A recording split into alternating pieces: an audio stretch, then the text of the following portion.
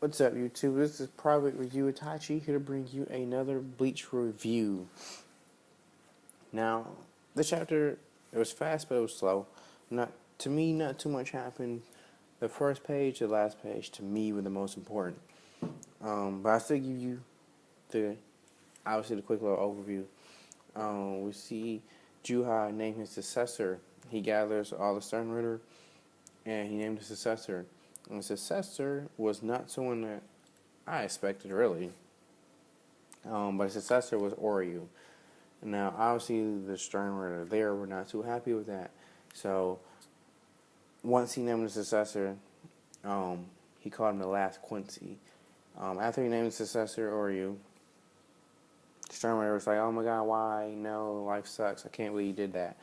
And so pretty much the next, literally, like 18 pages was nothing but them arguing about Oryu being the successor.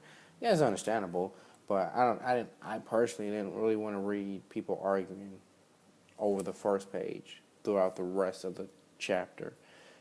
But anyway, you did get useful information. Like some of the Stern names were introduced along with their letters.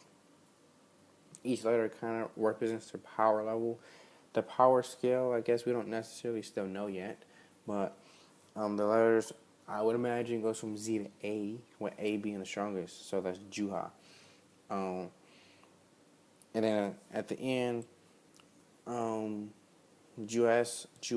so something to the effect of, like, once the initiation is done, he's going to, like, give him his power, or give him some of his power, and Oryu is going to be the new A. He's going to be as strong as Juha. And that's the end of the chapter.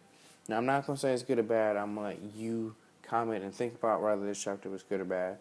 I'm just going to try to critique it to the best of my ability. Now, like I said, I think most of this chapter was pointless, but it was not pointless. Like I said, reading people argue over that for 18 pages was not my favorite part of the chapter. But we kind of learned their names, and we learned kind of how the power level are. So, like I said, it was useful. Uryu being the Juha's successor is quite interesting because, I don't know, I necessarily didn't think he would pick Oryu. Obviously, Oryu's a new guy, I would imagine, and he killed his mom.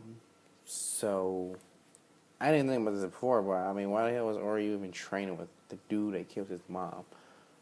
Or does he even know? I don't know. But, so yeah, that's interesting in itself. The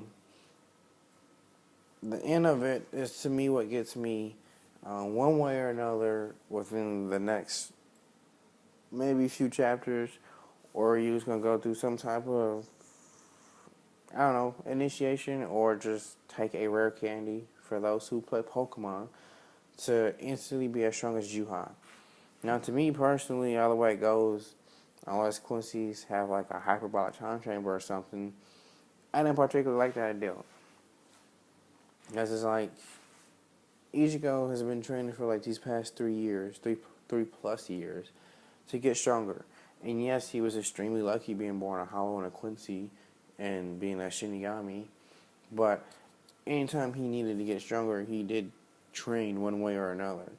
There was Oryu training, and he kind of sucked.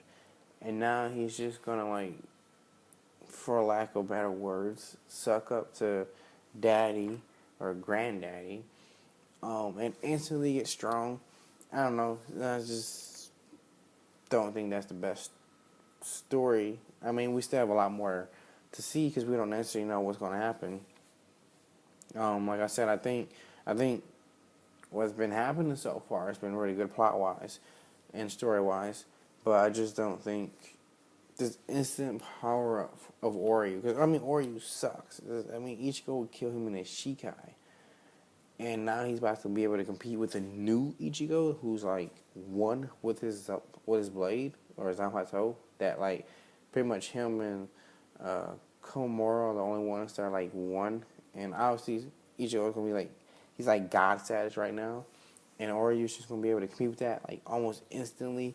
I don't know. I just think that's not the best way to do it personally. Um, Ultimately, though, I think what's gonna come in the future is I think obviously there's gonna be a showdown, and they're still rivals, and now they can possibly compete with each other. So obviously we're gonna see a future fight between Oryu and Ichigo. Get some flashbacks of why the hell he's joined with the freaking person that killed his mom. I don't know. Um, but to me, ultimately, kind of like how it is in Naruto, I think it's these little things that the villains are doing that's going to screw them in the end. Like, Juha.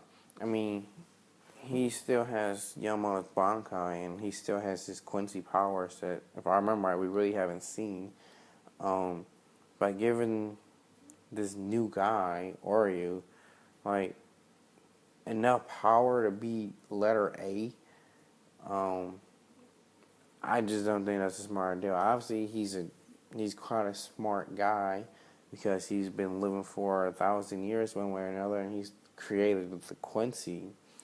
But giving Oryu all that power, obviously they're going to turn against you.